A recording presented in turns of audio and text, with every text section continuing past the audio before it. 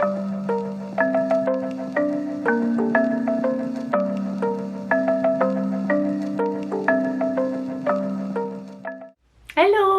bonjour, bienvenue dans ce nouvel épisode du Phileas Podcast.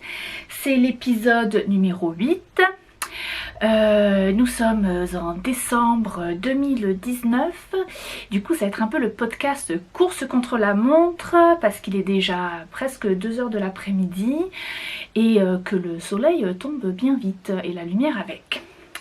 Donc, on va pas trop tarder. Je me présente déjà, je suis Sylvie, je suis une expatriée à York, dans le Yorkshire, dans le nord de l'Angleterre. Et donc ce podcast est là pour vous présenter mes projets créatifs. Aujourd'hui, quasiment exclusivement tricot, enfin 95%, il y a un petit bout de couture dans le reportage à la fin du podcast, enfin la deuxième moitié du podcast, le reportage tellement long que voilà, qui est un peu de couture, mais vraiment c'est une babiole, donc surtout tricot, principalement, je couds, mais je suis plus tricoteuse que couturière, on va quand même se l'avouer. Et donc voilà, donc vous présentez mes tricots et un peu aussi la culture tricot britannique et anglo-saxonne selon les sujets abordés. Et aussi donc je fais de la teinture de laine. Ma boutique c'est Phileas Yarns sur Etsy, d'où le nom du podcast Phileas Podcast. Vous me retrouvez sur les réseaux sociaux, principalement sur Instagram, sous le pseudo Sylvie_Phileas Yarns et sur Ravelry en perso Sylvie Phileas Yarns sans le S, tout attaché, ou alors Phileas Yarns en cherchant la marque de laine, vous me retrouverez aussi. De toute façon, je vous mets tous les liens, boutique, réseaux sociaux, Ravelry, dans la barre de description, enfin dans la truc de description juste en dessous de la vidéo.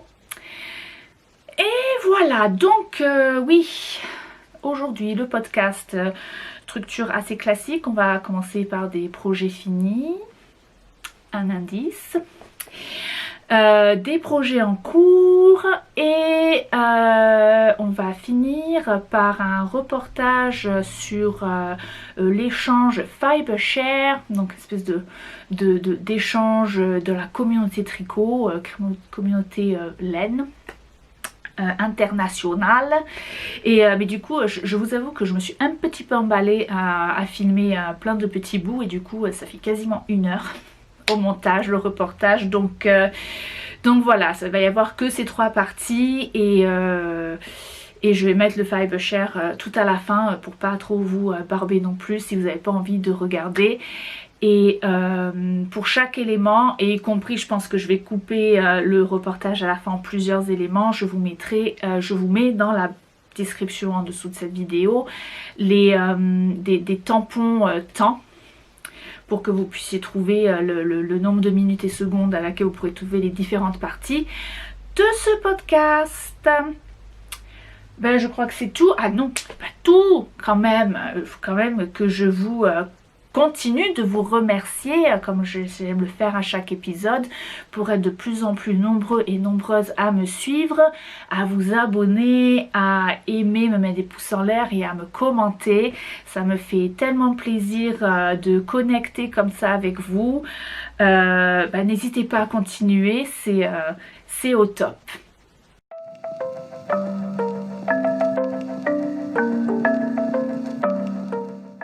Ok, projet fini, donc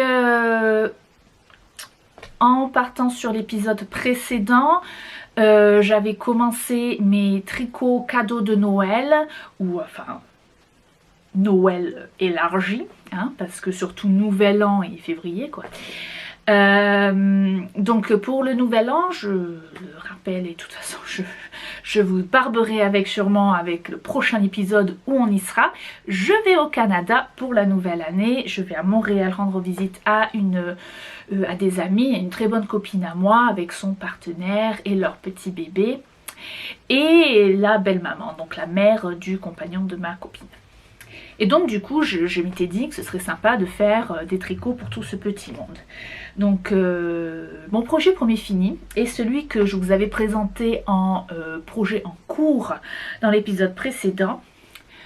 Ce petit Flaxlight pour le petit bébé de ma copine et de son compagnon.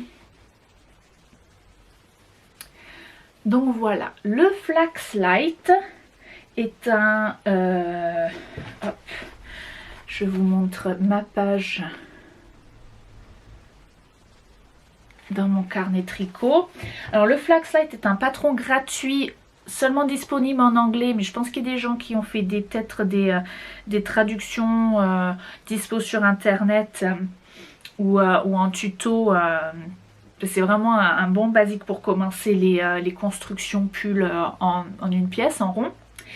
Donc les designers c'est Tinka Knits, le duo de Super Nana Designer. Et normalement le pull se fait en une seule couleur et il y a des bandes de point mousse sur les manches, qui courent le long des manches. Moi du coup j'ai juste utilisé le patron, enfin les numéros et les mesures de base, et j'ai décidé de faire des grosses rayures. La laine que j'ai utilisée c'est la Soxier DK de Coupe Knits, avec les couleurs Wendell, ça c'est quoi, Minos, Demeter et Aekus. Alors je vous écris ça en bas parce que là le dernier nom de coloris, aucune idée de comment ça se prononce. Et donc oui, à la base j'avais déjà dans mon stock que j'avais eu en cadeau de bienvenue dans une retraite tricot que j'avais fait en juillet, le Wandel et Demeter, et à Yarndale, donc au mois à la fin de septembre de cette année, j'ai acheté donc le gris et le vert chartreuse pour aller avec. J'ai fait une taille de 2 à 4 ans. J'ai tricoté ça en aiguille 3,75 mm. J'avoue que c'est un déca assez fin, je trouve personnellement. Et oui, du coup en 3,75 j'avais un échantillon un petit peu plus large que ce qui est écrit sur le patron, mais vu que c'est un tricot pour enfants, franchement ça me dérange pas si le machin il fait 1 cm plus large que les mesures finales du patron. Je pense que j'ai aussi raccourci les manches parce que les mesures des manches, je trouvais ça bras de chimpanzé. Donc du coup, j'ai juste... ouais, je pense que la manche est juste un chouïa plus longue que le bas du pull. En fait, je me suis basée sur les rayures, faire même nombre de mailles, mais je pense que le bout vert est un petit peu plus long. Si je mets à côté... ouais, vous voyez, c'est juste, il y a un chouïa plus.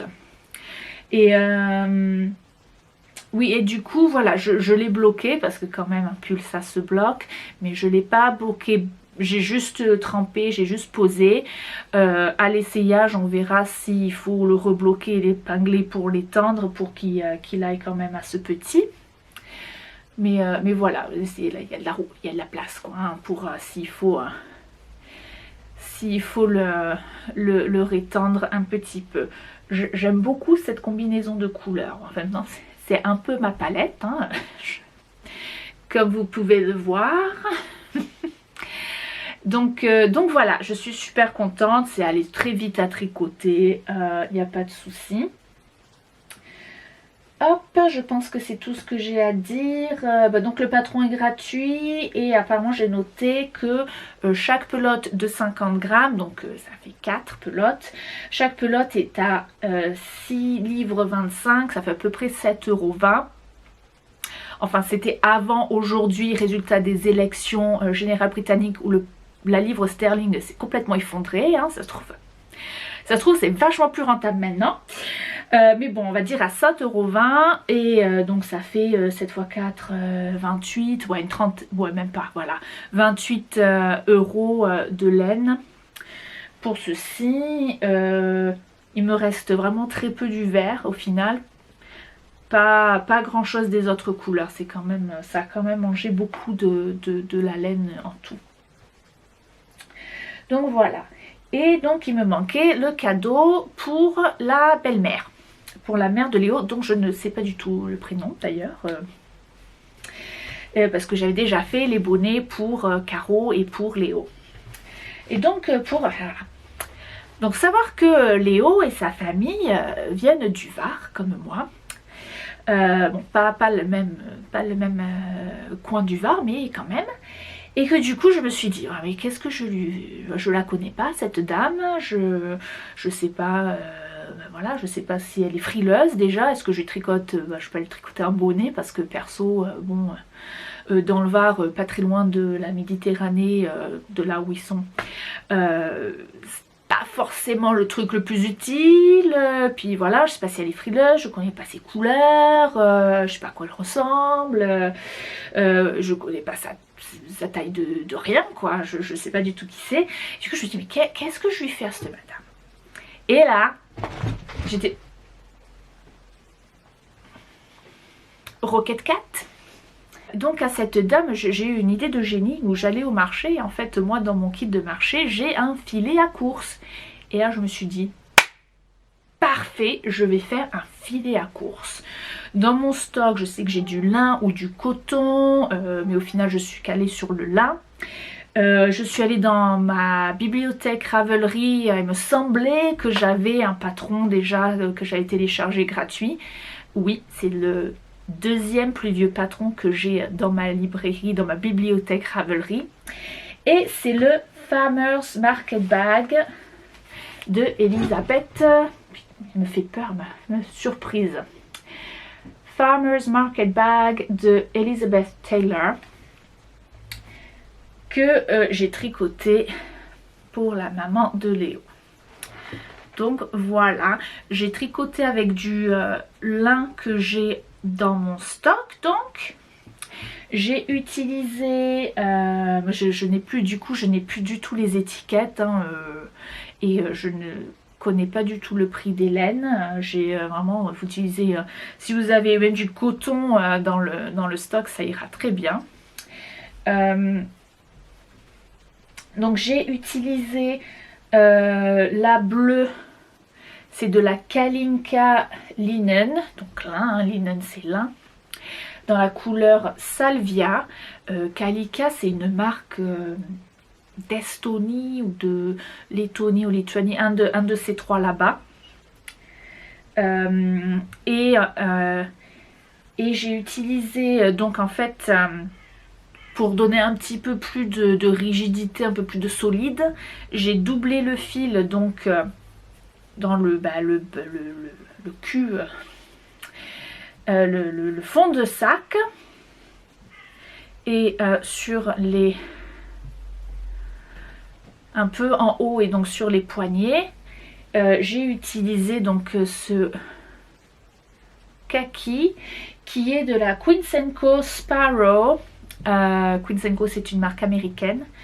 Queen & Co Sparrow dans la couleur Fen. Donc la Queen & Co je l'avais acheté à Loop London, magasin très connu de laine à Londres. La Kalinka je l'avais acheté chez Ginger Twist Studio à Édimbourg. Parce que j'achète souvent de la laine là-bas. C'est une copine à moi, ma copine Jess qui tient cette boutique. Donc quand je peux, qu'elle a de la laine dont j'ai besoin et qu'elle l'a, donc je l'achète là-bas. Seulement que j'avais acheté la Kalinka, je n'ai jamais fait ce que je l'avais acheté, ce pourquoi je l'avais acheté. C'était un truc que j'ai acheté, je me suis dit mais pourquoi j'ai acheté ça? Voilà, pour faire des sacs, pour faire des filets à course. Donc le patron est gratuit, on a deux options pour les tailles inclus dans le patron, donc pour faire plus ou moins long en fait, la largeur ça reste la même mais c'est la longueur qui va changer. Donc j'ai doublé le fil comme je vous ai dit pour le fond de sac et pour les poignets. Et bien la taille d'aiguille, alors là par contre je sais pas ce que j'ai fait, hein. Clairement un pro total. Le patron demande une taille d'aiguille, alors c'est un patron américain, du coup en fait il n'y a que la taille américaine et c'est pour ça qu'à mon avis j'ai un peu fantasmé ma taille d'aiguille. on demande un taille US 11 qui en fait équivaut à un 7 mm. Donc ça, mais la grosse aiguille. Mais moi, dans ma tête, je me suis dit US 11. Ah, mais du 11, j'en ai pas. Ça va que jusqu'au 10. Ah ben oui, mais du 10 mm. Donc du coup, j'ai tricoté mon filet à course en aiguille 10. Donc le 10, comme ça, les aiguilles. Donc du coup, ça allait très très vite. Hein. Pas forcément pratique des fois quand même avec le lin, c'est pas... c'est un peu du sport, mais voilà. Donc de toute façon, la taille d'aiguille recommandée, le 16, je n'en avais pas non plus. Et du coup, voilà. Bon, alors par contre, voilà, j'ai fait la taille normale, j'ai pas fait la grande taille, mais bah, du coup, je pense qu'il fait, il fait taille grande en fait, du fait que j'ai cousu ça avec des grandes aiguilles. Et là, vous voyez, rien que sur les poignets, c'est le mien, j'y passe la tête devant, alors que là, c'est un truc qui se tient à bout de bras. Est-ce que ça va faire la mise au point, s'il vous plaît? Voilà. Vous voyez, comme ça, c'est une question, ça se porte juste comme ça. Moi, celui-là, au moins, pourra le porter sur l'épaule si elle le veut. Et voilà, je pense qu'avec le lin, en plus, ce sera peut-être plus solide que du coton. Plus rigide. Bon, voilà. Après, c'est un peu passe-partout. Elle utilise pas. Mais au moins, je me suis dit, je me mouillais pas trop à quelque chose de trop personnel avec des couleurs qu'elle aimerait pas forcément, un filet à course. Hein, voilà. Et donc, troisième projet fini. Mon magnifique pull que j'aime d'amour, que je l'aime d'amour ce pull. Je l'aime d'amour ce pull.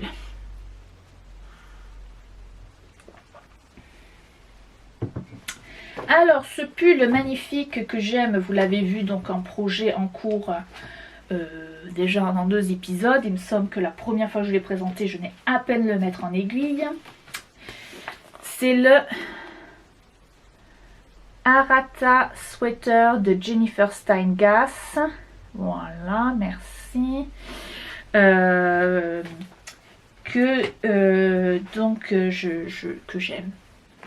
j'aime.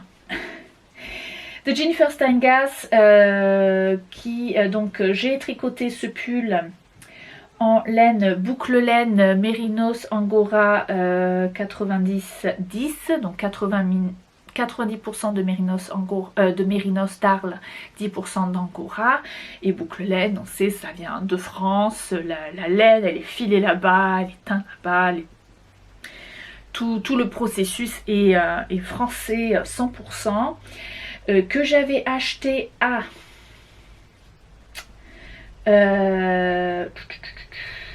au fil de la Manche, donc au mois de avril, mai, je ne sais plus. Bon, maintenant sur, je ne sais pas s'ils ont augmenté les prix depuis, je ne me rappelle pas, je pense que j'avais payé que 12 € les chevaux, mais sur internet c'est écrit à 13 €. Ça n'empêche pas, voilà, j'ai utilisé quasiment ouais, j'ai genre 80, j'avais 3 écheveaux et il me reste 40 grammes, donc voilà, au-delà de 2 écheveaux et demi, donc on va dire que sur les 3 écheveaux à 13 €, ça fait donc 36 €, donc c'est pas mal. Et pour le motif jacquard, j'ai utilisé de la Brooklyn Tweed. Laquelle? Brooklyn Tweed Loft. Voilà, je vous montre les étiquettes. Ça, c'est l'étiquette de boucle laine. Hop, et ça, c'est la Loft de Brooklyn Tweed, donc de la laine américaine. Et dans la couleur météorite. Ah oui, là, la couleur, le coloris de la boucle laine, c'est verdier. Qui là paraît bien jaune moutarde. J'ai perdu la lumière, mais en fait qui est vert. Hein. C'est vert. Ouais, à peu près. Donc de la Brooklyn Tweed dans la couleur météorite, qui est donc un gris, un marron avec un peu des des pépites de bleu, jaune, rouge. Et oui, donc du coup je vous avais dit, j'avais ramené ce Brooklyn Tweed, je l'avais récupéré d'un déstockage d'une copine à moi. Donc pour le coup j'ai utilisé qu'un seul écheveau de 50 grammes pour cette encolure, et j'avais payé ça 5 livres, donc on va dire 5-6 euros. Mais voilà, donc à peu près, si vous voulez tout faire en bouclette, ça vous reviendra pareil. Donc on va dire, le pull en tout me revient à peu près à, j'avais dit quoi, 39, allez, 45 euros. Plus le patron, dont je n'ai pas noté le prix. Bon, on va dire entre les, on va dire dans les 7-8 euros. En général, c'est la moyenne pour les pulls. Donc voilà. Et oui, et donc j'avais ramené ma Brooklyn Tweed au fil de la manche pour trouver la couleur principale que je voulais avec. Et donc voilà, en fait avec les petites pépites jaunes, ça allait bien. On est un peu avec le brun, en fait on dit le jaune il tourne un peu sur le vert, et en fait ça se mariait vraiment très bien avec, avec la couleur verdier, hein. J'étais devant le mur boucle laine à faire. Tu vas bien avec quoi? Et donc voilà, verdier, et vraiment je suis mais ravie du résultat. Les deux laines se tricotent mais super quoi. Faut pas être trop tendu du tricot. Par contre, je vous ai vu, c'est quand même des laines donc non super wash, non traitées pour passer à la machine, donc qui se... Si on tire trop, elles vont se casser en fait. Donc faut être quand même assez relax sur les aiguilles à tricoter. Mais voilà, un jacquard de toute beauté. Du coup, je vous mets là, en même temps que je continue de parler, je vous mets une petite vidéo de défilé que j'ai fait avant de m'asseoir, où vous allez voir le jacquard de plus près. Il est tellement beau. C'est un tricot qui se tricote de haut en bas. On commence par l'encolure. Attention, l'encolure, c'est 5 rangs de jersey, hein, en rond. Donc on tricote 5 rangs et on a la plus petite aiguille. Et c'est sûrement la seule modification que j'ai fait sans faire exprès. En fait, je n'ai pas du tout fait attention au patron. Mon échantillon était nickel, comme... demandé par Jennifer Steingass à 3,5 mm. Donc ensuite la taille pour les côtes c'est du 3,25, et du coup en fait l'encolure elle nous disait de faire ça en 2,75. Seulement que dans ma tête je savais que c'est 3,5 et 3,25, et donc celle d'en dessous dans la tête je me suis dit c'est du 3, et comme j'avais du 3, j'ai pris du 3, j'ai fait mon encolure avec du 3. Bon aucune différence. Après pour le reste je n'ai rien changé, rien, mais rien, c'est tout comme ça. Donc de haut en bas, on commence par les 5 rangs donc de l'encolure, et après on attaque le jacquard. Alors après le jacquard, le patron vous propose deux options. Une option donc avec juste 2 couleurs comme j'ai fait moi, et une option à 3 couleurs aussi qui peut être sympa.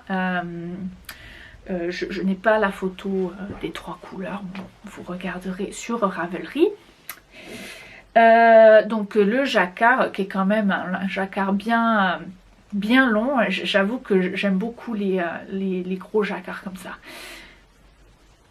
Et après donc on sépare le corps des manches, on continue le corps, il y a zéro mise en forme en fait, il n'y a pas de cintrage, rien du tout, c'est tout droit. Et après un peu les côtes, et après bon, au niveau des côtes c'est là qu'il faut faire son choix. Parce que ça va dépendre de quel type de manche on va faire. Parce qu'autant on a 2 options pour le jacquard, on a aussi 2 options pour les manches, à savoir des manches près du corps, donc avec les diminutions et avec de grands poignets en côte. Et dans ces cas-là, c'est de la côte 2-2 qui va se retrouver en bas du pull. Ou alors la deuxième option, c'est de faire des manches ballons. En fait, on tricote tout droit et resserré au poignet. Dans ces cas-là, c'est des cotes 1-1. Pour resserrer au poignet. Ah, tu nous fais bonjour? Bonjour. Ah ben oui. Ah ben oui, viens faire câlin. C'est bien. Voilà. C'est pratique. Donc voilà, donc en fait, mais vu moi la laine que j'ai utilisée, qui est quand même une laine assez un peu sèche quand même, hein, c'est très doux, hein, je veux dire, il n'y a pas de problème. Mais c'est vrai que c'est un côté sec, du coup je me suis dit que c'était mieux si je faisais les manches près du corps plutôt que les manches ballons. J'avais pas... Je pense, enfin, voilà, je m'étais dit ça va être... Le tissu ne va pas se prêter, le tissu tricoté ne va sûrement pas se prêter aussi bien pour les manches ballons qu'une laine un peu plus souple. Comme du mérino comme on trouve d'Amérique du Sud ou tout ça quoi, ou même avec un mélange mohair ou quelque chose un peu plus velouté, j'avais envie de dire, un peu plus aéré. Donc voilà. Personnellement, donc moi la taille que j'ai fait une taille C avec la mesure finie du tour de poitrine est 112 cm et demi pour une taille de poitrine normale entre 92 et 99,5 cm. Donc il y a assez, il y a quasiment jusqu'à 20, peut y avoir jusqu'à 20 cm d'aisance positive, sachant que moi je fais 96 de tour de poitrine, donc ça fait une aisance de 6 cm, là, ça tape à la porte. Pardon pour cette petite interruption. Donc je disais, oui, moi mon pull il n'a que 6 cm d'aisance positive. Et franchement c'est bien, je suis pas serrée, il est nickel. C'est mon nouveau pull préféré, je l'aime d'amour. D'amour, d'amour, d'amour. Je n'ai que des bonnes choses à vous dire dessus, mais je pense que c'est tout.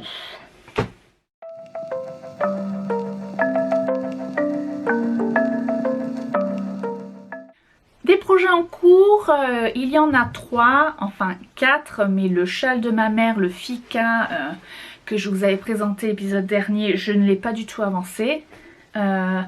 Au final, je l'ai mis en suspens. Mais en même temps, elle a mis en suspens le pull qu'elle me tricote en échange. Donc, c'est très bien. Je l'aurai fini pour quand je la verrai en février. Hein. Je vais le reprendre très bientôt.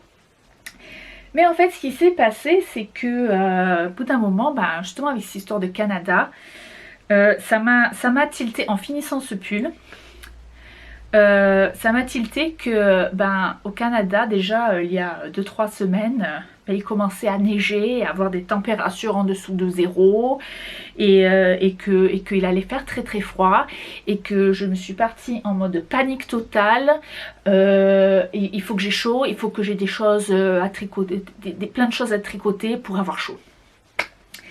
Et en même temps je regardais le podcast de Leigh Graham où elle tricotait un top t-shirt en laine BFL je crois, qu'elle expliquait que autant elle le met dans les mi-saisons et autant elle le met en sous-couche sous un autre pull. Et là je me suis dit, mais ouais, mais elle est trop bien cette idée de se tricoter une sous-couche en laine. Et là je réfléchis, alors déjà, qu'est-ce que j'ai dans mon stock? Bon, après j'aurais pu faire, je peux prendre de la laine de mon stock Phileas Yarns, j'en ai plein, la laine à chaussette ou de la Mérinos ou même la BFL, Fingering, très bien, la Wanderlust. Et puis un coup je me suis dit, ah mais attends, j'ai cette laine que j'ai depuis au moins 4-5 ans, au moins, ouais, enfin, au moins, voire même plus, qui me traîne depuis et que je ne sais toujours pas quoi en faire. Où c'est que j'ai mis ce papier? Là voilà.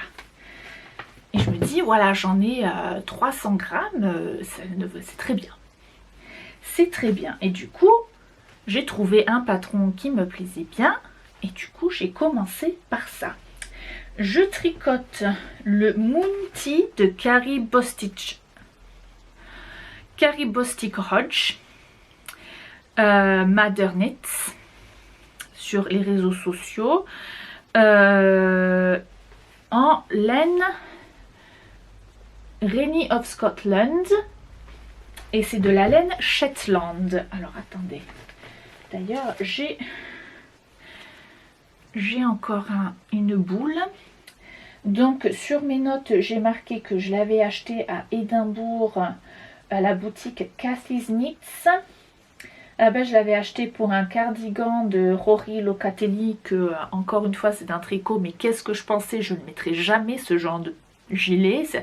C'est d'être en la période où en fait je suivais les modes Ravelry comme un mouton en fait, sans me soucier de vraiment si c'était mon style ou pas, si vous voyez ce que je veux dire.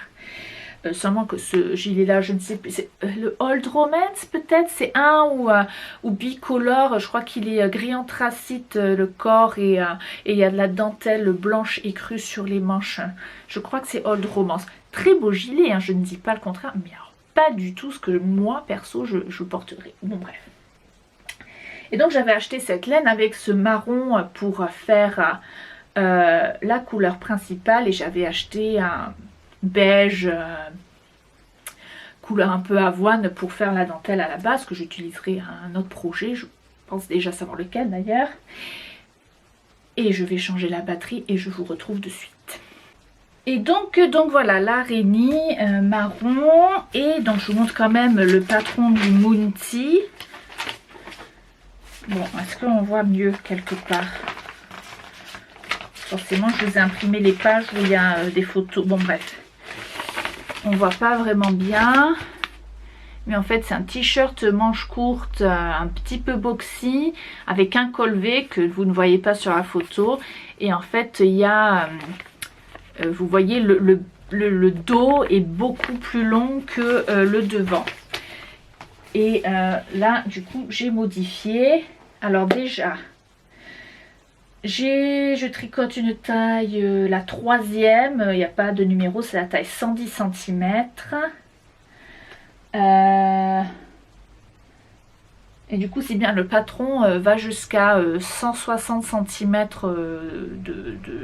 d'envergure, enfin de taille tour de poitrine, donc avec plus ou moins d'aisance positive. Hein. Après, je pense que est recommandé ce qui est quand même pas mal, genre 20 cm, 20-25 cm de tour d'aisance positive. Je ne sais pas moi d'ailleurs. Mais si je fais la taille 110 cm, j'ai une quinzaine de centimètres d'aisance positive pour moi. Je pense que j'ai fait une taille justement, elle demande plus d'aisance positive, mais comme j'avais envie que ce soit quand même ça fasse sous-couche, sous d'autres pulls pour tenir chaud, j'avais pas envie qu'il soit non plus méga large. Donc voilà. Donc j'ai opté sur une 15 cm d'aisance positive. Et donc voilà, construction de bas en haut. Et on fait... ah oui, alors c'est d'un pratique, parce que là j'ai genre... je vous explique pourquoi. Mon Dieu, catastrophe. Donc voilà, j'ai fini tout le devant, donc tout le corps qui se tricote en rond et le devant, mais je vais revenir ça. Commençons par le début. On commence par le bas du pull où il y a des rangs de points mousse. Donc une fois bloqué, ça va tenir comme il faut. Hein.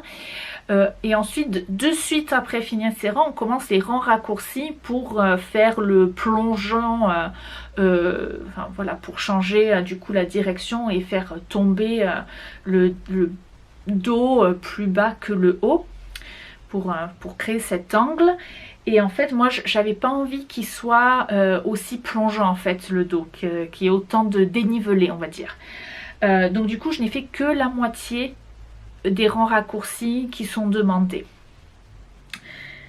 Et donc une fois les rangs raccourcis finis, on reprend tout et après on tricote en rond. Il n'y a pas de mise en forme, rien du tout, en rond jusqu'à arriver à tant de centimètres pour séparer les bras du corps. Et là aussi du coup ce que j'ai fait, parce que comme ça. Moi je trouvais quand même qu'avec leur grand dénivelé, ben du coup, en fait le haut, enfin donc le devant, ben, il était quand même assez cropped. Il était un peu trop court pour mon goût. Et en fait, la manière dont elle mesure donc la longueur du corps, avant de séparer les manches du corps, du reste du corps, c'est de mesurer du centre dos. Et du coup, ce que j'ai fait, c'est que j'ai quand même gardé cette mesure, sachant que mon dos est moins plongeant. Et du coup, j'allais, en gardant cette mesure, ben, en fait, ça allait automatiquement rallonger le devant aussi, enfin rallonger, faire tomber le devant plus bas que ce qui est écrit sur le patron. J'espère que ça va faire du sens. Je suis sûre que ça fera du sens une fois qu'il sera fini, qu'il sera porté. Et que je pourrai vous comparer par rapport à la photo du patron.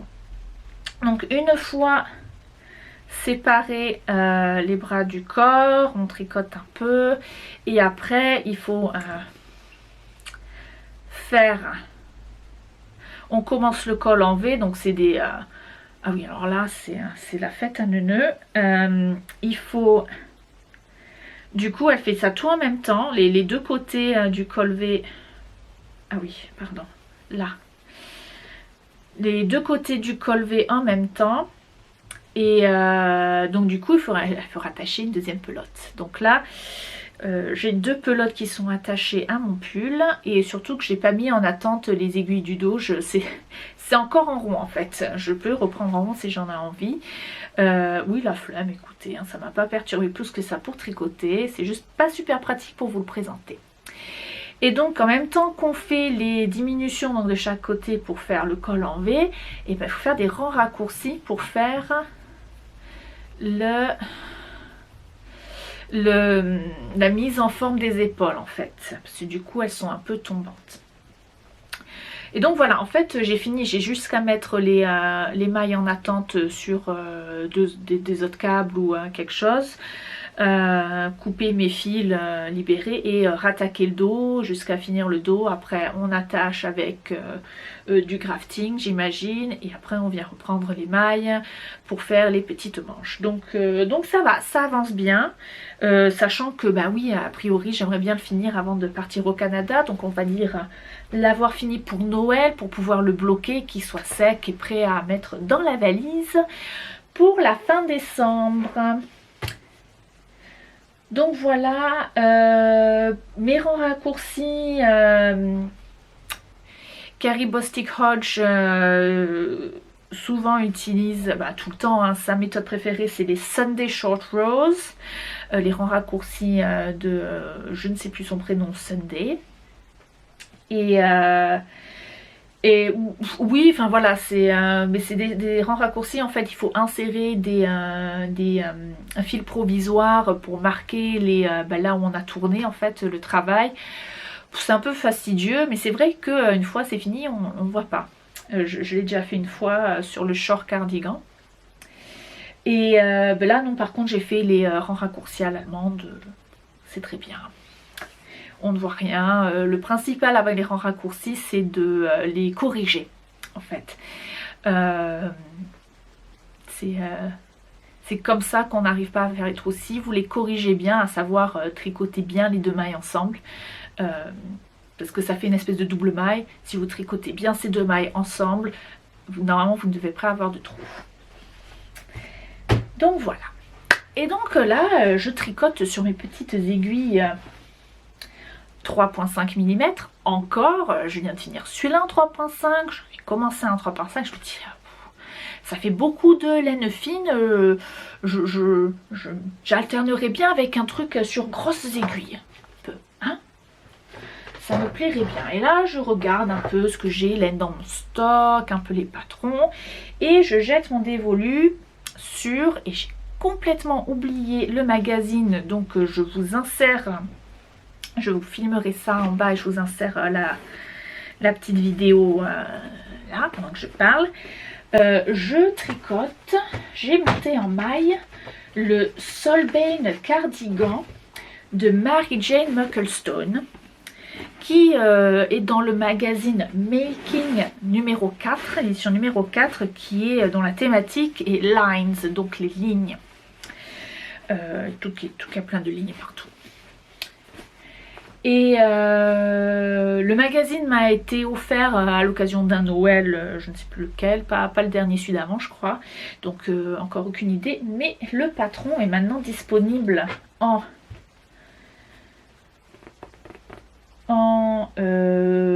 patron individuel, en anglais seulement. Oui, je suis désolée, je fais que des patrons que en anglais.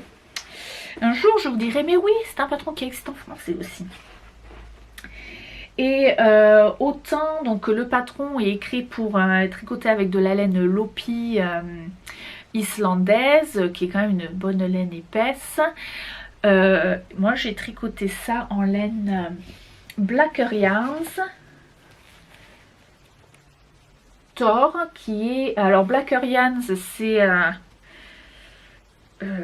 une marque de laine filature, je ne sais plus si en fait ils font la laine...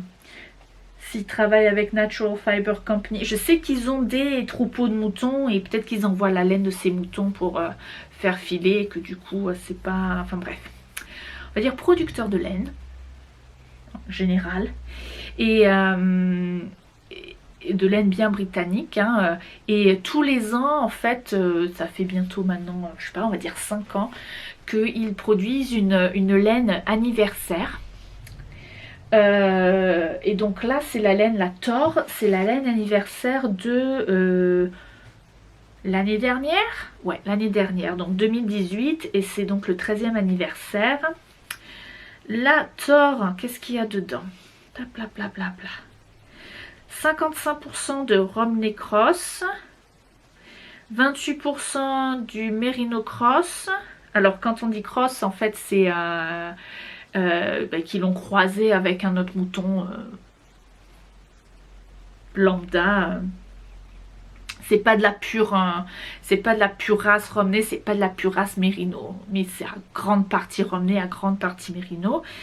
Donc 55% Romney Cross, 28% Merino Cross, 5% de North Ronaldsay, qui est une laine noire d'une des îles des Hébrides intérieures d'Écosse.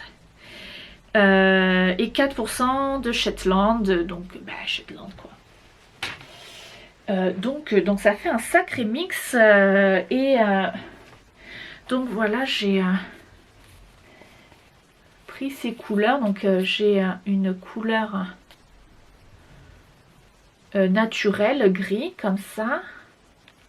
Donc le gris parce que j'imagine que le Romney, je ne sais pas quelle couleur c'est d'ailleurs. Mais bon, entre le North Ronaldsay qui est noir, sûrement le Shetland qui est pas forcément blanc, cette espèce de vert gris et vert pétant. Viens là, vert pétant. Hop, non, bon bref, vous allez voir mieux dans un autre moment. La couleur naturelle, je ne sais plus ce que c'est. Après il y a Rundlestone and Leiden. Lequel est lequel, je ne sais plus non plus. Et oui, et donc quand je vous disais que je voulais un tricot qui se tricote avec des grosses aiguilles, du coup là, oui, hein, parce que ça te tricote les côtes en 5,5, le corps jersey de base en 6 et le jacquard en 6,5. Autant vous dire que le machin, il met, je l'ai monté et il est tombé des aiguilles en pas de 2. Bougnette! Je me fais engueuler par mon chat. Et en fait, voilà, je l'ai quasiment fini. Là, il me reste juste la bande de boutonnage à deuxième. J'en suis au moment où il faut que je place les boutonnières.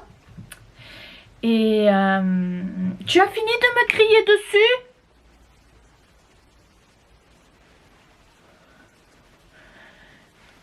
De placer les boutonnières. Et voilà, donc c'est un gilet qui se tricote donc en rond avec une bande de stick. Le stick, c'est quand on va couper dans son tricot pour l'ouvrir. tout simplement. Donc voilà, on commence par le haut, on fait le jacquard d'en haut. Ensuite on sépare, on fait le corps, aucune mise en forme, encore là, ici. On fait le jacquard du bas, les côtes. On fait les manches. Ce chat. Les manches avec encore le rappel du petit jacquard en bas. Après on vient renforcer ces sticks. Alors je vais essayer de vous montrer, mais alors j'ai fait au crochet. Voilà, en mode, je l'ai fait au crochet, j'ai pas trop envie de tirer dessus, enfin ça tient, mais je vais pas non plus m'amuser à tirer dessus, hein. On vient renforcer donc son stick, et on vient couper, et on va faire les bandes de boutonnage, et voilà, donc là j'en suis presque là, et après je viendrai mettre le bouton, et je viendrai coudre un ruban à l'intérieur pour faire la propreté, et protéger justement le stick, les bords de mon stick. Donc voilà, c'est tout doux, hein, c'est quand même, encore une fois c'est une laine qui est quand même un peu sèche, mais pas rêche. Voilà, c'est pas rêche, c'est quand même doux, ça va tenir bien chaud, et puis c'est assez léger parce qu'au final c'est tricoté en grosses aiguilles comme ça, donc c'est vraiment très très léger. Combien de laine j'ai utilisé pour l'instant? J'ai utilisé, on va dire,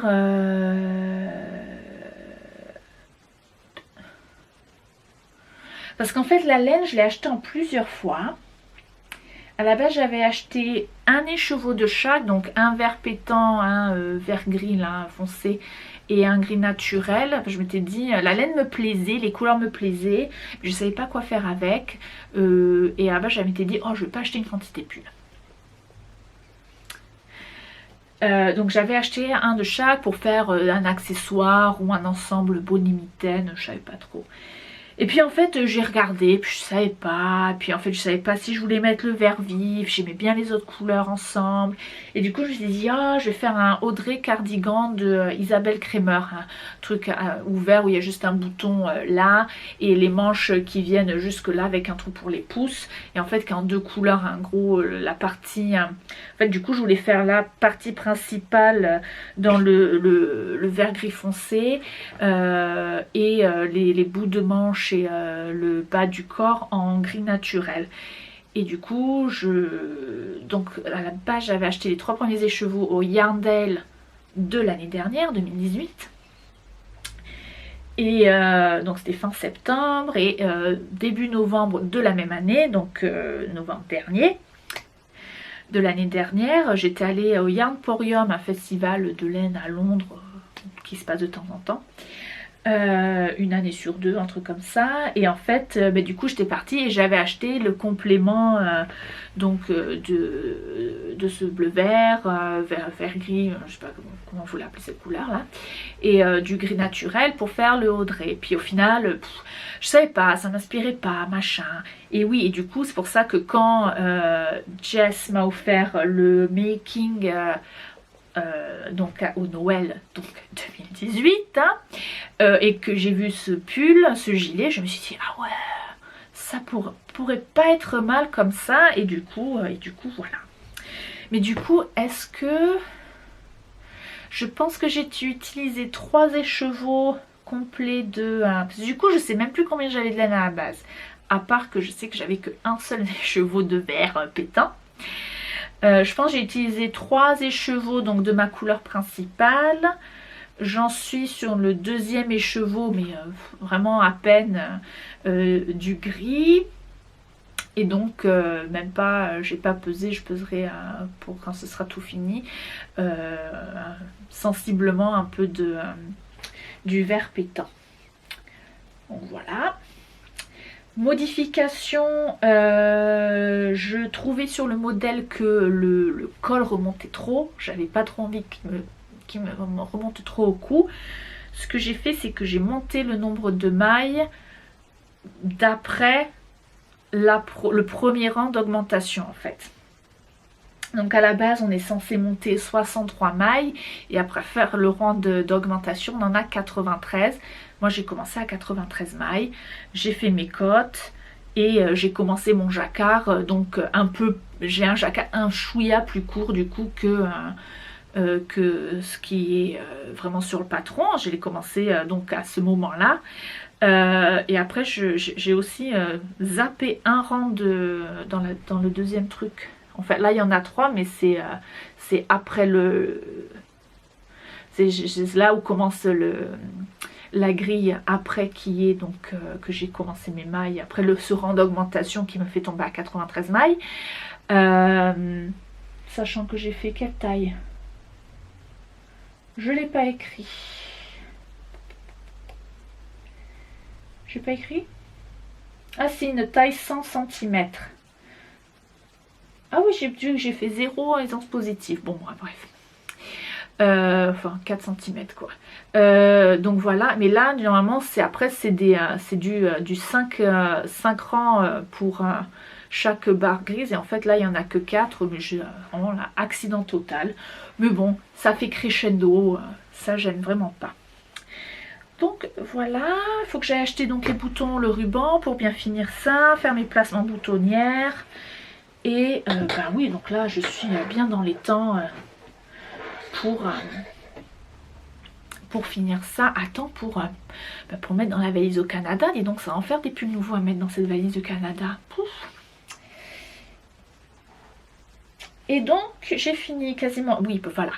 Et puis après voilà, je me suis dit mon Dieu, mais j'ai deux projets pas du tout portables hein. Alors, excusez-moi mais alors là c'est vraiment pas pratique. Alors du coup, excusez-moi que je tourne les pages, voilà. Du coup j'ai monté une paire de chaussettes. J'ai utilisé un patron de ma nouvelle designer chouchou de chaussettes Yuka. Donc je vous avais montré les Wow Socks que j'avais faites il y a quelques épisodes de ça. Là je fais donc les Nora Socks. Nora. Est-ce que... Voilà. Là, hop. Non. Oui, bon, bref, Nora. Donc voilà les Nora. Donc avec de très longues côtes au niveau des jambes. C'est des chaussettes qui se tricotent de la tige vers la pointe. Et donc il y a de grandes côtes, 7 cm de côte. Et après il y a un point texturé très très intelligent où il n'y a aucune rupture de motif. Et c'est un truc super simple, c'est que des mailles glissées. Donc voilà, j'ai commencé ça. Voilà. Vous voyez comment c'est, ça fait une espèce de spirale et en fait, est-ce que ça fait la mise au point? Ouais, ça va. Donc voilà, j'utilise de la laine Ovis, etc. qui est une marque hollandaise, bien que je crois qu'elle a maintenant déménagé juste de l'autre côté de la frontière en Allemagne, mais quand même avec un gros pied, hein, toujours en Hollande. La qualité de la laine, c'est là, attention, Kempish Eidesschap Sock, qui est une base que je n'ai pas vue disponible sur son site internet. Les couleurs que j'utilise sont disponibles mais dans d'autres qualités par contre. Donc là en fait j'imagine que la Kempish Eidesschap, c'est c'est sheep, c'est le mouton. Hein. Donc ça doit être le mouton, la laine en soi. Quelle qu'elle soit, mais donc je ne pense pas qu'elle soit disponible. Donc très bien, hein, je vous présente des trucs, je ne sais pas le prix, c'est plus disponible, c'est la catastrophe totale. Les couleurs par contre, le bleu clair c'est Delft Blue et le bleu foncé c'est New Jeans. Hein, bah ouais, ça fait couleur jeans. Hein. Et du coup j'aime beaucoup contraste mais pas trop. Enfin ouais, j'aime beaucoup la combinaison de couleurs. Et ça venait en écheveau de 50 grammes. que j'ai acheté en novembre 2017 au festival Nottingham Yarn Expo. No comment, le Nottingham Yarn Expo. J'ai fait la taille M2 qui est montée des mailles 64 mailles, hein, donc la taille standard pour moi. Et ben voilà, écoutez, c'est la chaussette numéro 1 et puis voilà. Bon ben du coup voilà, là je vais passer donc à la section Fibershare, le reportage sur Fibershare. Qui dure 50 minutes, un peu plus d'ailleurs je crois, après avoir monté. Oui, je me suis un peu excitée, hein, pardon. Du coup, si vous n'avez pas envie de regarder le bout qui va suivre, je le comprendrai tout à fait. Dans ces cas-là, je vous dis à très bientôt. Je vous fais des bisous et je vous souhaite plein de bonnes choses pour les fêtes. Il se peut que je vous mette une petite surprise sur la chaîne YouTube d'ici là. Ou sinon, on se retrouve dans la nouvelle année. Et ben voilà. Et puis pour ceux qui vont regarder la suite aussi, ben, je vous fais aussi des gros bisous et vous souhaite plein de bonnes choses parce que je ne pense pas vous reprendre après. Là, c'est fini. J'ai juste mis un panneau, question vous pas vous laisser en plan comme ça, mais voilà, donc jusqu'à la prochaine fois, ben voilà, laissez-moi des commentaires, abonnez-vous, faites découvrir à vos amis, tricot, à votre famille, je ne sais, parlez-en si vous en voulez, si vous aimez, que vous avez envie de partager, c'est super, et puis voilà. Bon allez, salut et je vous laisse avec encore plus de blabla. On ne m'arrête plus.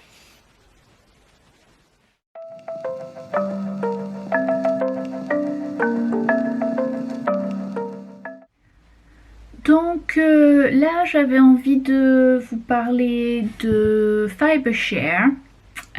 Fibershare, c'est un système d'échange qui est organisé par une équipe de nanas américaines. Je crois qu'elles sont 2 ou 3 à faire ça vraiment bien. Elles doivent avoir d'autres gens qui les aident aussi, mais bon. Et donc ça fait plusieurs années que ça existe, Fibershare. Et ça se passe comment? On s'inscrit sur le site, on verse une petite cotisation qui est spontanée, hein, c'est pas un truc qui se répète, on va vous débiter tous les mois, rien du tout, hein, c'est quand on a envie de participer à l'édition en cours de Fibershare, on ne paye que pour cette inscription-là.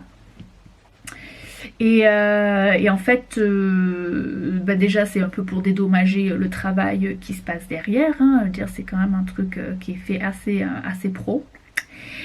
Et aussi c'est pour que les nanas puissent faire des colis d'urgence, parce que des fois ça se passe pas super bien, où les colis se perdent, où c'est des gens comme partout, il y a des cons partout, et il y a des gens qui envoient des colis pourris. Hein, où ça respecte pas du tout, il y a certaines règles à suivre dans ce qu'il faut envoyer, et il y a des gens qui ne respectent pas du tout ça, et du coup c'est pour dédommager les personnes qui se retrouvent lésées de cette manière. Donc on paye, et après on va remplir un questionnaire assez détaillé. On vous demande du coup quel loisir créatif vous préférez, donc tricot, crochet, tissage ou filage. Donc dans mon cas ça a toujours été tricot, hein. On vous demande quel type de matière vous aimez tricoter. Là je parlais essentiellement mentionner le tricot parce que moi c'est comme ça que j'y réponds hein, à ce questionnaire. Donc les matières lesquelles on tricote, je préfère tricoter donc matière naturelle, laine de mouton, laine vegan ou acrylique ou tout ça. Donc moi c'est laine mouton, hein, je veux dire pas de secret, pas que hein, mais bon j'aime le mouton. Et aussi les épaisseurs de fil, qu'est-ce qu'on préfère tricoter, genre les accessoires, des châles, des pulls, quel style de tricot, vous aimez la dentelle, vous aimez les torsades, vous aimez le jacquard, enfin, ou juste des océans de jersey.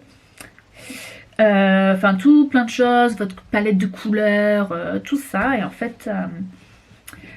donc vous remplissez ce questionnaire, vous choisissez aussi quelle zone géographique vous souhaitez pour participer à cet échange.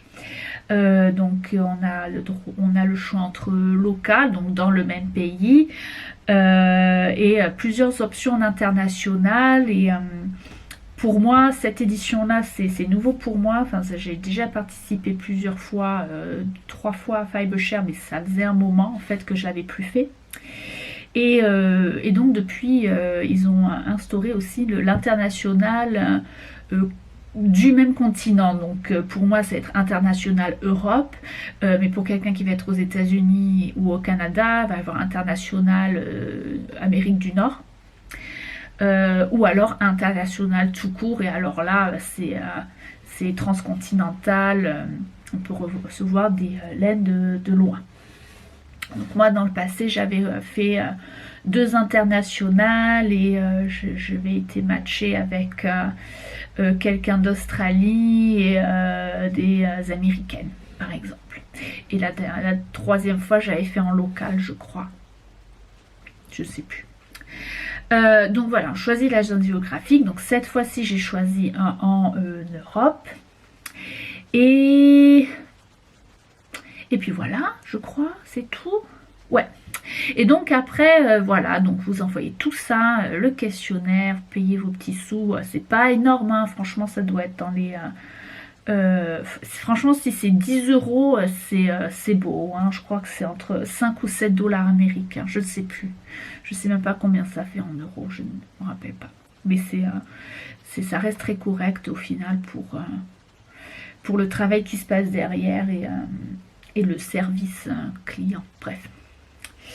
Et donc les nanas du coup elles s'occupent de faire des paires, enfin des trios on va dire plutôt, parce qu'au final quelques jours après donc la date limite, il faut envoyer tous les questionnaires, on vous envoie un email et vous avez 2 partenaires Fiber Share, un qui va vous envoyer donc le colis et un autre à qui vous allez envoyer le colis. C'est pas la même personne, c'est pas un échange aller-retour, c'est ouais, ça va en 2 directions, donc du coup ça moi je trouve ça assez sympa comme ça. Et ben là du coup le hasard des choses fait que autant la nana de qui je reçois que la nana à qui j'envoie, ben, les 2 sont à Stockholm en Suède. Quand même pas mal, hein, ça se trouve à se connaître, j'ai même pas demandé. C'est assez très drôle. Et du coup, voilà. Et je m'étais dit, donc du coup, que je pouvais vous en parler. Parce que je m'étais dit que ce serait sympa que je vous montre ce que je vais recevoir de Suède. J'ai très hâte. La nana m'a déjà demandé si je voulais, ça m'intéressait de recevoir des laines locales suédoises. Autant vous dire que c'était un gros yes.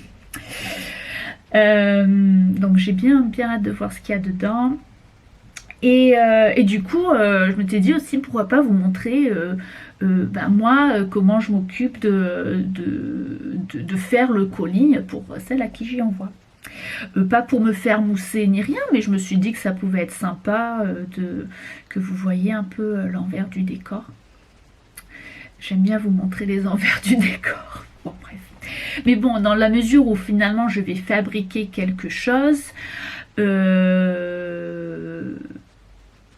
ben, ça rentre dans le loisir créatif et des choses que j'ai fait et fini dans le temps imparti entre le podcast précédent et celui qui vous regardez là. Donc voilà, et donc une chose, ben, du coup en parlant de oui, il faut que je fasse des choses, parce qu'en fait il y a un thème, ça aussi c'est nouveau pour moi, ça fait quelques éditions qui le font, il y a un thème, qu'on n'est pas obligé d'opter pour suivre le thème, mais moi je trouvais ça sympa, ça donne une espèce d'indication, une espèce ben ouais, voilà, une thématique à suivre, c'est assez sympa. Et donc là, le thème, c'était les décos, entre guillemets, les décos de Noël, les petits machins, les petites babioles qui s'accrochent, tout ça. Bon, après, je pense que la plupart, vu la saison, il y a tout le monde qui a opté quel genre de déco vous souhaitez recevoir. Noël. Tic, tic, tic. Donc voilà, donc je vais vous montrer un peu ce que j'ai fait en termes de déco de Noël, aussi des petites choses qu'on inclut, qui est sympa d'inclure dans un fiber share, surtout quelque chose qui est international, parce qu'au final c'est sympa de mettre des petits compléments, voilà, des petits sachets, des petits friandises, mais du coup c'est sympa de faire ça dans un esprit où la personne ne connaît pas forcément les marques de chocolat que nous on a ici, donc c'est assez différent, donc c'est sympa. Et du coup aussi vous montrer la laine que moi j'ai mis dedans. Oui, les règles de fiber share, donc c'est 200 grammes minimum de fibres ou de laine, donc dans mon cas de laine, pas forcément de la laine qu'on achète exprès pour ça, hein. Ça peut être, si on a tout dans le stock, des choses qui pourraient avoir une deuxième vie. Je ne vais pas dire qu'on a envie de se débarrasser, parce que c'est pas le but. Il y a quand même, faut quand même, voilà, c'est là où il y a des gens qui se retrouvent lésés, c'est qu'il y a certaines personnes, ils se disent ah ben du coup je vais larguer tout ce qui ne me plaît pas, et en fait ne respectent pas du tout les souhaits des gens qu'ils envoient en termes de couleur, d'épaisseur de fil. Moi j'ai une copine, une fois elle avait fait un fiber share, et elle ne tricote jamais de fil lace, donc de fil fin, et n'aime pas du tout le violet. Elle avait eu dans son fiber share 200 grammes de lace en violet. Quand même c'est pas mal, hein. Donc voilà, c'est 200 grammes minimum de fibres, et je crois qu'ils ont commencé à mettre aussi un plafond monétaire, je sais plus, 100 $ ou 120 $, pour éviter, parce qu'autant il y a des gens qui ne dépensent rien et qui vous envoient tout ce qu'ils ne veulent pas dans leur stock, autant il y a des gens qui sont peut-être trop généreux quelque part, et du coup ça crée un malaise des fois, donc je trouve ça pas mal qu'il y ait un maximum. Autant vous dire que je n'ai pas dépensé 100 $, hein. J'ai dépensé un petit peu, je vous en reparlerai quand je reparlerai de la laine, mais voilà. Bon allez, tout ça, ben, je vais passer en mode créatif et vous montrer ce que j'ai fait. Ok, alors pour dans l'esprit de Noël, donc je vais faire j'ai fait, je vais en faire d'autres, je vous montre ça tout à l'heure. Des petites décos pour accrocher au sapin, en tricot, une espèce de petites étoiles de neige tricotées. Je trouve ça super sympa quand ça marche, quand on utilise le bon type de laine, hein.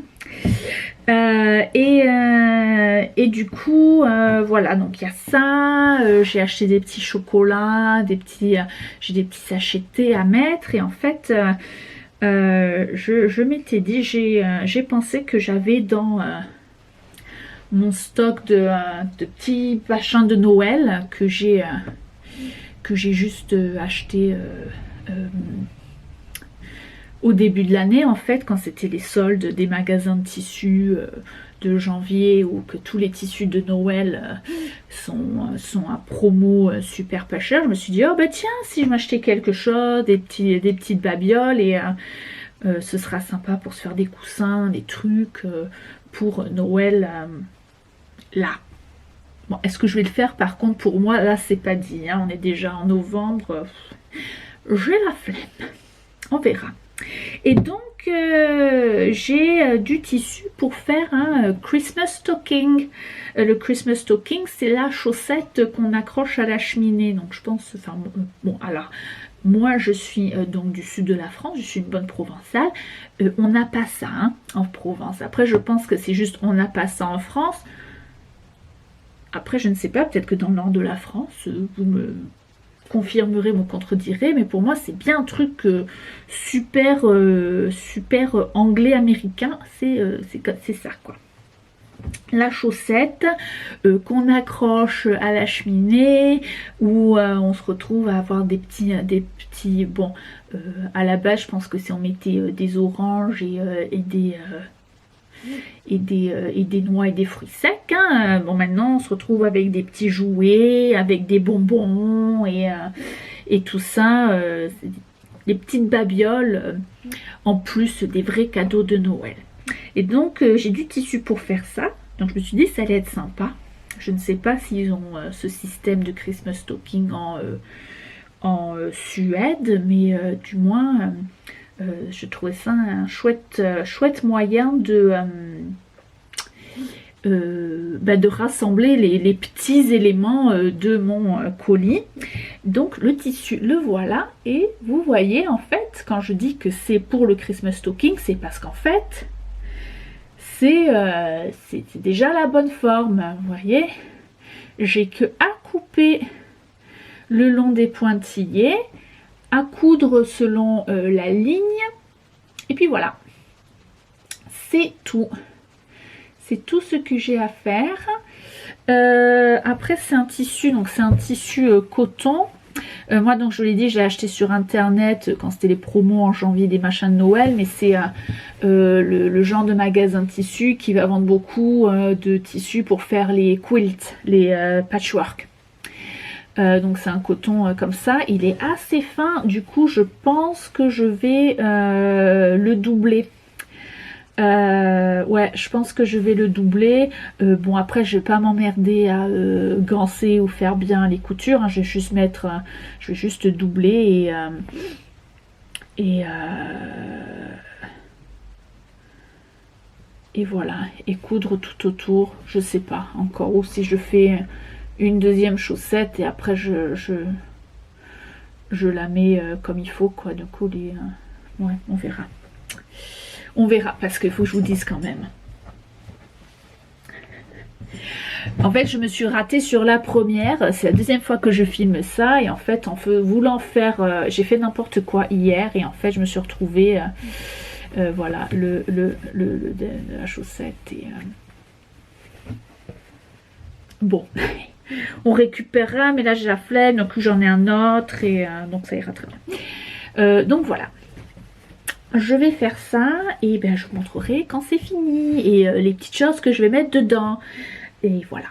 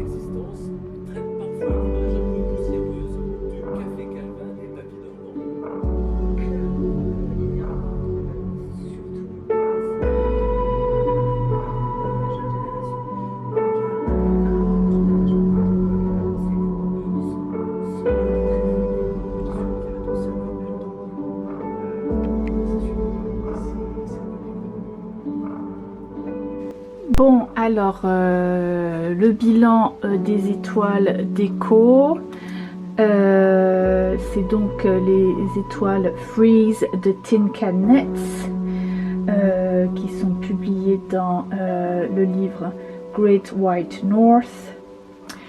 Et en fait, je m'étais dit donc c'était sympa pour faire les petites décos, d'utiliser un peu des restes de laine un peu jolie, différentes textures et différentes couleurs. Sauf que pour que ça prenne bien la forme et une fois qu'accroché à la ficelle ça tienne bien en place, on vous recommande de mettre un peu de colle pour faire tenir tout ça. Et quand je dis colle, en fait, c'est il y a deux options. Moi, j'ai fait la colle à la maïzena, donc genre d'amidonnage. Et là, c'est là, ça va plus. Là, ça va plus. Donc, prenez par exemple ma première étoile que j'ai tricotée dans le suri alpaca, soit suri alpaga même, soit que j'avais utilisé pour mon siri hat, enfin pour mon siri hat, pour celui de ma copine Caro, mais que j'ai tricoté moi. Je me suis dit, oh, ça va être tout doux avec l'espèce de halo, les petits poils. Sauf que là, avec la colle, on dirait franchement un animal mort. Donc, je ne sais pas. Je ne pense pas que ça va sécher et que ça va me redonner du poil. J'ai un doute. Je pense que c'est un gros fail. Et puis, en plus, c'était une misère à tricoter avec ce fil-là. Parce que c'est que des jetés, en fait, pour faire la forme et enfin bref, l'effet flocon de neige. Bon, donc un peu le méga fail. Le moyen fail, on va dire, non, ça a l'air d'être pas mal. J'ai utilisé, donc ça c'est ma nouvelle base Phileas Yarn, qui la couleur est complètement vous aveugle, je suis désolée. Et c'est le reste d'un échantillon que j'avais fait modèle d'expo. J'ai fait qu'une chaussette. Et donc il me reste de la laine. Donc c'est la base, c'est du 50% Corriedale, 50% mohair. Donc pareil, je m'étais dit ouais, ça va faire une étoile toute douce avec un peu du poil de halo. On voit pas trop. C'est quand même la couleur, c'est Saint Expedite, un peu nucléaire là. Et voilà, là je l'ai bien laissé longtemps dans la colle parce qu'en fait je pensais pouvoir les mettre dans la colle, les éponger puis les remonter. Puis en fait quand j'ai mis donc l'étoile rouge, c'est celle que j'ai mis à première dans la casserole de colle. Et en fait je me suis perçue que c'était pas du tout comme ça que ça allait marcher. Donc vite j'ai couru à l'étage pour aller récupérer donc le vieux matelas de gym que j'ai acheté pour bloquer en fait. Je m'en sers pas du tout pour la gym, autant vous dire que... et donc ouais, donc lui ça restait un peu longtemps, donc mais ouais, c'est... ouais, à voir quand ça sèche. Un peu des gros pâtés, pourtant j'ai essayé de bien éponger en roulant dans un torchon. Et donc au final, celui qui rend le mieux, c'est celui que j'ai fait avec de la laine à chaussettes. C'est un reste de quoi ça? De Circus Tonic Handmade ou un truc comme ça, une teinturière australienne. Je m'étais fait plaisir une fois, j'avais passé une commande. Je ne sais plus le nom du coloris, je crois que c'est un truc genre Winterfell ou un truc qui ressemble un peu à Game of Thrones. Enfin bref, je m'étais fait des chaussettes avec et là je me suis dit, ouh, ça fait un peu Reine des Neiges, Palais des Glaces, un peu hivernal et en fait ouais c'est pas mal niveau un petit coup dans la colle. Donc au final je vais voir comment ça sèche tout ça. Animal mort, je crois que irrécupérable. On va voir si celui-là ça va encore. Ou je l'enverrai ou je le garderai pour moi. Mais du coup, je pense que je vais en refaire une ou deux en laine à chaussettes de base. Donc ma recommandation, si ça vous tente de faire des étoiles déco de Noël en partant du patron Freeze, utilisez un fil rond parce que après en mettant la colle, au final vos petits poils, ben voilà. Voilà.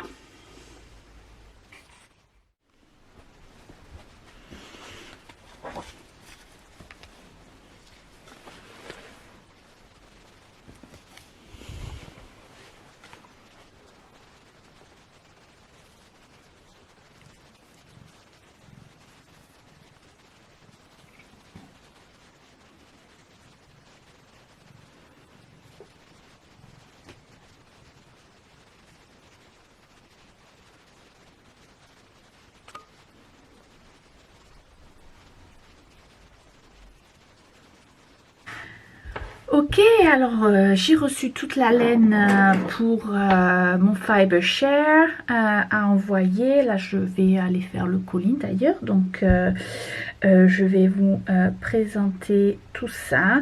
Avant de vous présenter la laine, je vais juste vous montrer donc ma chaussette finie. Mon Christmas Stockings. Ça a été un petit peu la galère. Hein. Je me suis un peu reprise à 3 fois avant que mon cerveau ne comprenne comment il fallait que je mette la doublure. Hein. J'ai insisté, mais c'est doublé. Moi, ça fait un petit peu plus... un tissu un peu plus lourd avec un peu plus de tenue. Et donc, oui, au final, de mes premières étoiles, il y a juste celle-ci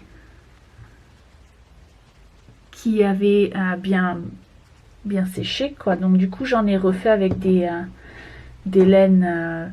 chaussettes à fil un peu rond, à fil bien pour compléter. Hop, rouge encore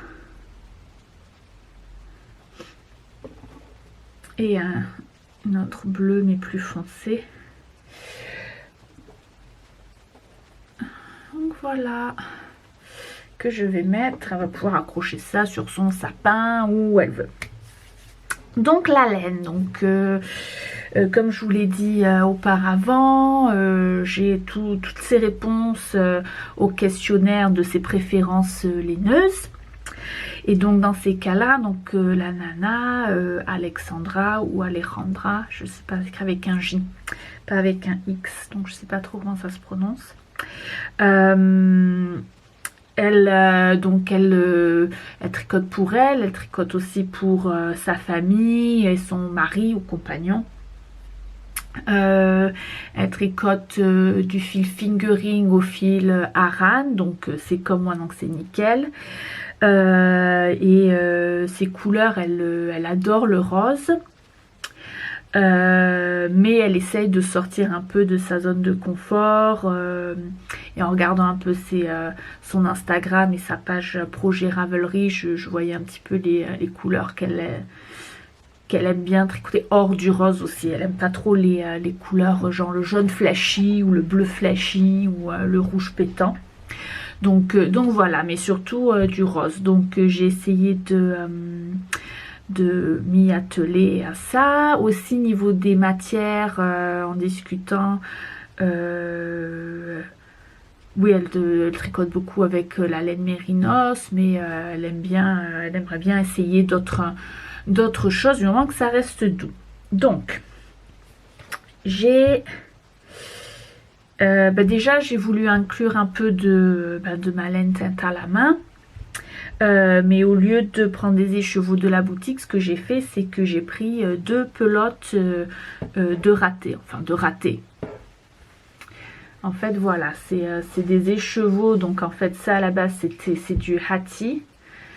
Et ça, c'est Wheatley Diner. Et en fait, ils sont très bien. Hein, je veux dire, vous les voyez comme ça, il n'y a pas de souci. Mais sauf que c'est pas exactement...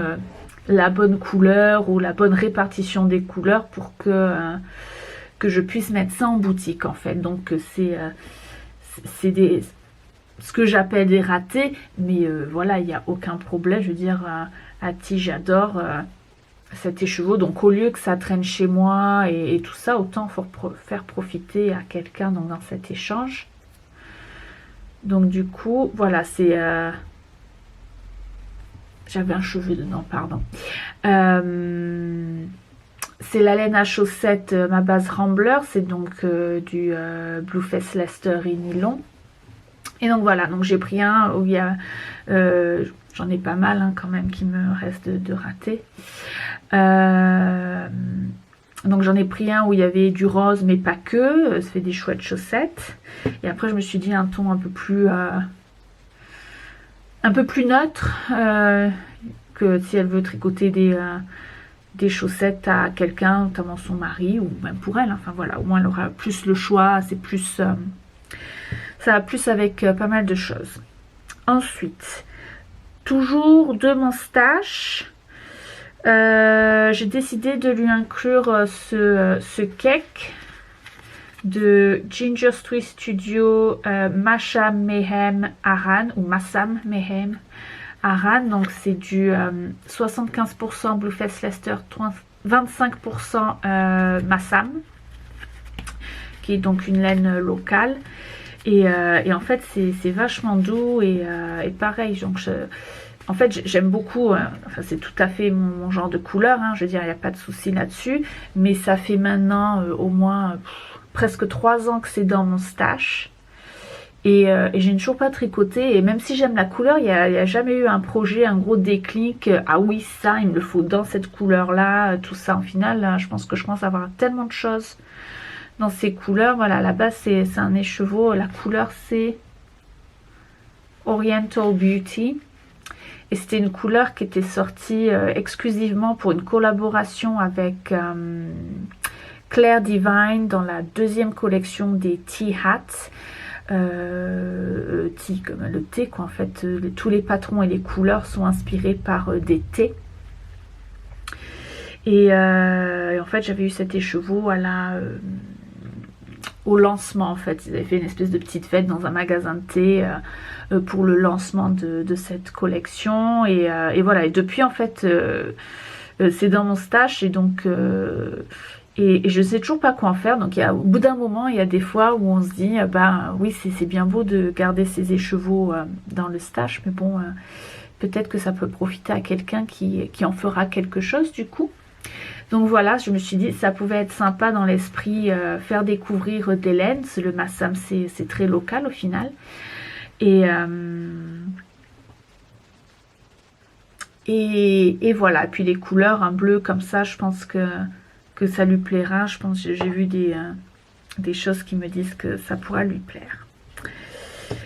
Ensuite, dans mon stash, j'avais ce petit écheveau de Sokie Dike que j'avais eu. Donc, c'était le 3e petit écheveau que j'avais eu dans mon colis de bienvenue de la Garter Stitch Retreat, la retraite laineuse en Écosse, que j'en vous avais parlé. Et bon ben voilà, sauf que c'est du rose. Ah ben, je me suis dit, oh je vais le garder, j'ai bien trouvé une utilité. Puis voilà, non mais enfin ouais, enfin ça me va, mais j'aime pas, enfin je suis pas fan de rose, je ne le porte pas. Et donc en fait, donc quand j'ai vu qu'elle était fan de rose, je me suis dit ah ben super, je vais pouvoir mettre, seulement que je me dis 50 grammes de déca, elle va pas aller très loin avec. Donc du coup, je suis allée sur mon site pour les laines commerciales, on va dire, de base, qui est Wool Warehouse. Et j'ai commandé 2 autres écheveaux. Un autre écheveau de rose, et en plus, c'est le même lot. Je ne sais pas comment ce hasard magnifique s'est fait. C'est le même lot. Et du coup, j'ai pris une couleur contraste aussi, auquel j'ai envie de faire des rayures ou du jacquard, ou pour des chaussettes, des mitaines, un bonnet. Je me suis dit que ça irait bien, ça complémente. Donc voilà, donc en fait j'ai acheté déjà 2 petits écheveaux là pour compléter. Et un dernier écheveau, et en fait là c'est dans les types de laine qu'elle a dit qu'elle avait envie de tricoter tout ça. Elle disait qu'elle avait envie d'essayer, elle avait eu entre ses mains du suri alpaca soie, et que ça lui disait bien justement d'essayer vraiment, enfin c'était quelque chose qui l'intéressait. Moi du coup je venais de finir, ouais, j'avais fini mon Iris Hat en utilisant le suri alpaca soie de Gideon Yarns, et je me rappelais qu'il y avait pas mal de couleurs et c'était assez abordable niveau prix. Donc du coup je suis allée là-bas sur leur site de Gideon Yarns et j'ai trouvé, mais alors cette couleur, je vous explique, je suis fan. Là pour le coup, la couleur ça s'appelle Black Currant Jam, qui est donc la confiture de mûre, si je traduis. Et en fait c'est vraiment, c'est un espèce de rose jus de mûre qui pète, et c'est juste magnifique. Puis c'est doux, barbichette. Et donc du coup voilà, je me suis dit, tant qu'à faire un vrai vœu laineux dans la liste, je m'y suis appliquée. Après voilà, donc j'espère que tout ça va lui plaire. Donc voilà, tout ça de laine. Je pense que c'est pas mal comme colis, je pense. Hein. Il y a des choses de mon stage, mais c'est des choses de qualité, hein, j'estime. Non plus, ça va. Hein. Et ça d'acheter au final. Donc voilà, c'est quoi? 100, 200, 300, 400, 550 grammes de laine. Sachant que c'est minimum 200 grammes. Donc voilà. Moi je pense que c'est pas mal.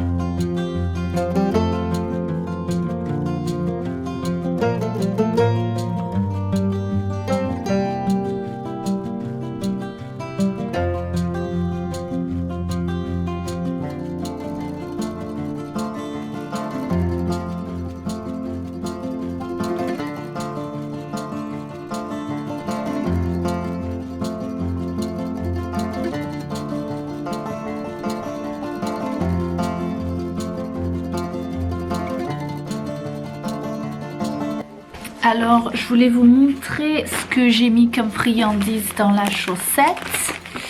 Voyons voir.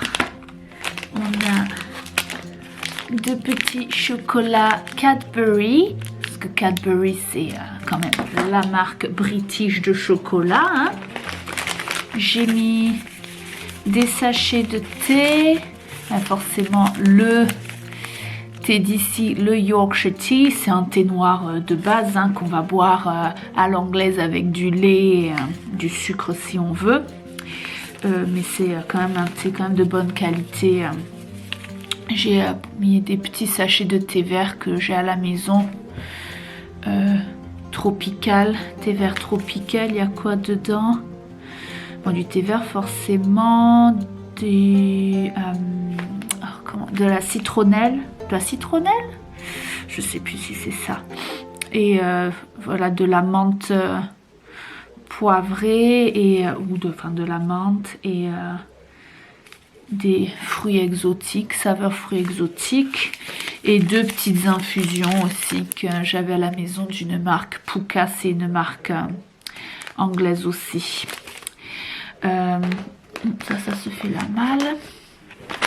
Ensuite j'ai mis 2 petits rennes en chocolat de la marque Maltesers, qui aussi c'est une marque de chocolat, enfin un type de chocolat qui est d'ici. Donc c'est sympa, ça fait Noël, c'est des petites friandises. Et au fond, j'ai mis un sachet de segment de chocolate orange de chez Terry's. Savoir que Terry's, c'est ici, c'est à York. York est connu pour, entre autres, pour ses fabriques de chocolat, ses usines de chocolat. Il y en a encore qui tournent en cours, qui tournent encore. Et du coup, Terry's, c'est vraiment d'ici, on les fabrique encore. Et c'est typiquement anglais, les chocolats à l'orange. Bon, alors moi perso, j'aime bien les genres sarments du Médoc, c'est super bon, mais les comme ça, je ne suis pas fan personnellement. Et en fait, d'habitude, on le trouve en forme d'orange, en rond, hein, donc une boule. Et quand on ouvre le papier alu, du coup, on peut enlever les quartiers comme on fait pour une vraie orange. Mais seulement que c'est quand même assez volumineux, on va dire, et assez lourd par rapport à ce petit paquet de mini segments ici. Donc voilà. Et ce qu'il faut savoir, c'est que c'est quand même fou, mon Dieu, en fait, la fabrique, c'est genre fabriqué en France, c'est la marque Carambar. Non mais attends, la lutte totale. Ah bah alors là, je suis sidérée. Service consommateur Carambar & Co à Issy-les-Moulineaux. Oh bah d'abord, d'accord. Mais Terry's, c'est d'ici, je ne comprends pas.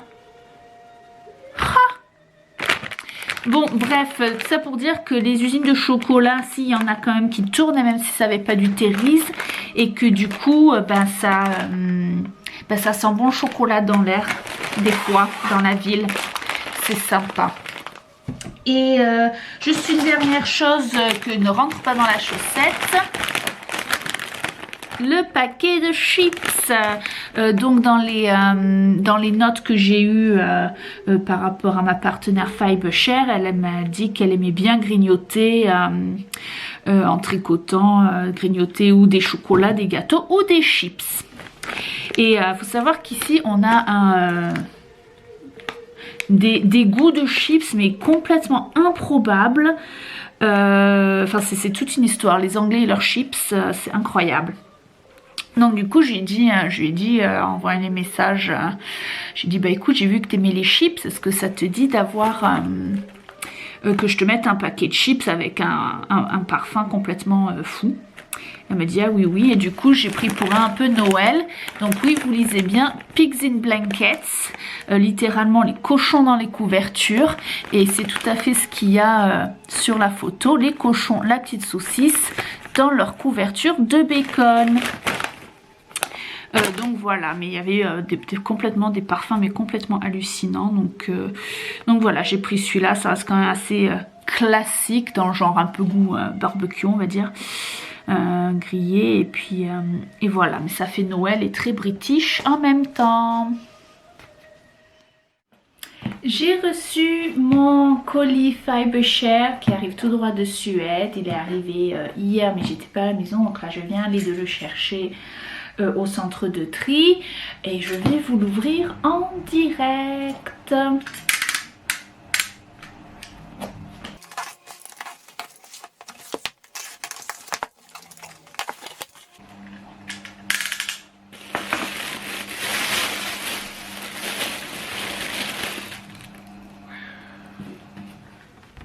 Alors, je vous explique. J'ai un super dessin de...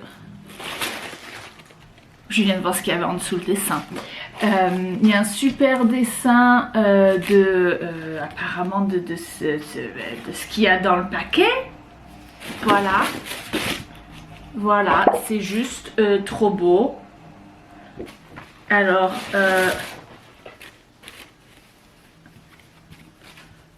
le sac en tissu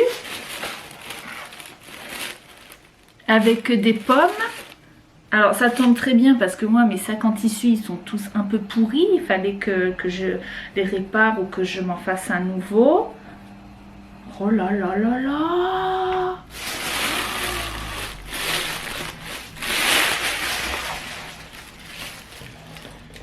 Voilà.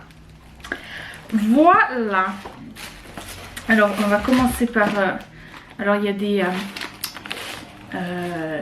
on connaît ça, c'est des genre les guimauves, les sujets là, comme les petits Jésus qu'on mange à Pâques là, on dirait. C'est mou? Ah non, c'est des chamallows. Ouais, bah c'est de la guimauve quoi. En forme de Saint-Nicolas. Une petite bougie parfumée forêt de pin. Une petite boîte, qu'est-ce qu'il y a avec des anneaux marqueurs que je pense qu'elle a... Ah non, donc voilà les anneaux marqueurs. Ok. Et là, si je me réfère au petit dessin, c'est un petit présent qu'elle m'a fabriqué. Donc, ah oui, alors comment elle s'appelle d'ailleurs, j'ai oublié. Linda. J'avais complètement oublié son prénom. Vu que je la suis sur Instagram et qu'elle n'utilise pas son prénom, je ne pense pas dans son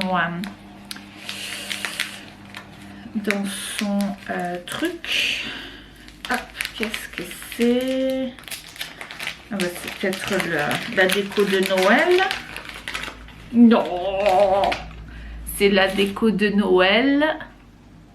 Petit mitaine, petite moufle scandinave. Hein, je veux les mêmes en taille adulte, comment vous dire? Hein? C'est trop choupi. Ensuite, qu'est-ce qu'on a là? C'est quoi ça? Oh, c'est des étiquettes. Des étiquettes pour mettre sur les vêtements ou les choses.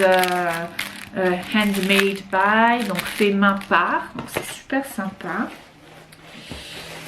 Qu'est-ce que c'est ça? Des boutons.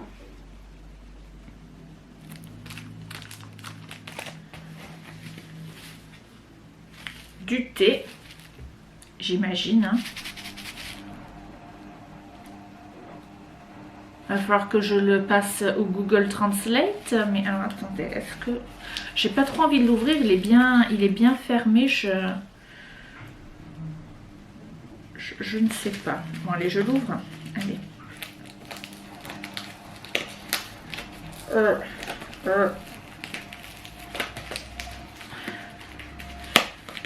Oh là, oui. Oh. Oh, il sent bon, ça sent Ça sent les fruits rouges, on dirait un thé avec des fruits rouges. Oh, je vais me le goûter. Ça a l'air délicieux. Ils sont très très bons, sucrés, acidulés, sucrés. Bon, bref, et tout ça, hein, quand même, de la laine. Alors,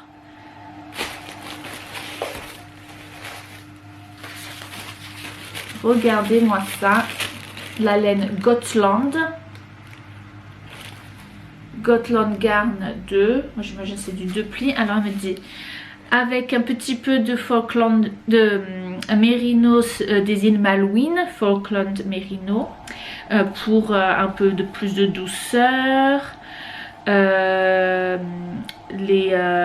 moutons Gotland sont renommés pour leur toison frisée et brillante. Donc voilà, on dirait que c'est une laine en fingering. 400 mètres, j'imagine que c'est 100 grammes. Et mais les couleurs sont juste au top. Je pense que celle-ci, en fait, elle est un petit peu plus rose. Là, j'ai la lumière, au-dessus de moi. Je pense que... Je vais essayer de vous filmer ça plus tard. Mais c'est super beau. Hein. Ensuite, what is this? Qu'est-ce que c'est? Celle-ci. Ouh, c'est tout. Hein. C'est élastique. C'est de la Jämstland, la laine, surnommée le mérinos suédois parce que c'est doux et squishy softness, elle me dit. Mais oui, c'est ça, c'est moelleux et c'est doux. Je pense que c'est aussi du... c'est plus une laine un peu sport, mais je pense que... vous le voyez le jacquard là? Moi je le vois. Ensuite, oh là là, de la laine, oh que c'est doux, de la laine teinte à la main, de Shibot Garnet. Voilà, et c'est une laine un peu luxueuse, Blueface Leicester, soie et cachemire. C'est tout doux. Et ensuite une pelote de alpaga, bébé alpaga. Je sais pas ce que c'est une marque. Aldibris. Et ça, Onion Wool. Ah oui, c'est la marque Onion Knit et c'est de la laine bio avec mélangée avec de la fibre d'ortie. Voilà, et apparemment c'est une marque danoise. Ouais. Donc voilà, bon, à part que c'est marqué Made in Italy, hein, c'est pas de la laine qu'ils produisent au Danemark, ça doit être une laine commerciale. J'adore, hein. Et voilà, et du coup aussi regardons un peu le ça fait mise au point ou pas, sur le papier au fond du machin avec les petits alpagas. Bon, hein, c'est très bien ce paquet, pas hyper cher, j'adore. Non mais regardez-moi ça. Alors là, hein, oh, c'est beau.